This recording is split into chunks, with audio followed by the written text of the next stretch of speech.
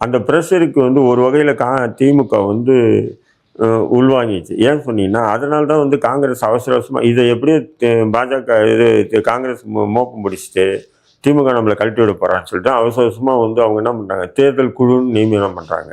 அந்த தேர்தல் குழு இங்க வந்து பேச்சுவார்த்தைக்கு வரும்போது திமுக சார்பில் வந்து முதல்வர் வந்து சரியான அணுகுமுறை அணுகாததுனால தான் அவங்க என்ன பண்ணிட்டாங்க, போயிட்டு அதன் பிறகுதான் அந்த பேச்செல்லாம் பாருங்க, கூட்டணியில் ஆட்சியில் எங்களுக்கு பங்கு வேணும் அப்படின்ற கோஷம்லாம் அதன் பிறகுதான் நடந்தது. அதுக்கு முன்னாடி நடக்கல. புரியுதுங்களா உங்களுக்கு?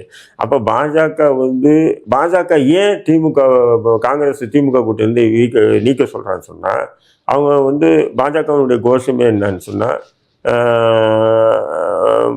முக் பாரத், காங்கிரஸ் முக் பாரத் அப்படின்னா காங்கிரஸ் இல்லாத இந்தியா அப்படின்றது தான் அவங்களுடைய. இப்போ பீகார் தேர்தலின் வெற்றியின் போது மோடியே பேசினாரு, காங்கிரஸ் முக் பாரத்ல நாங்கள்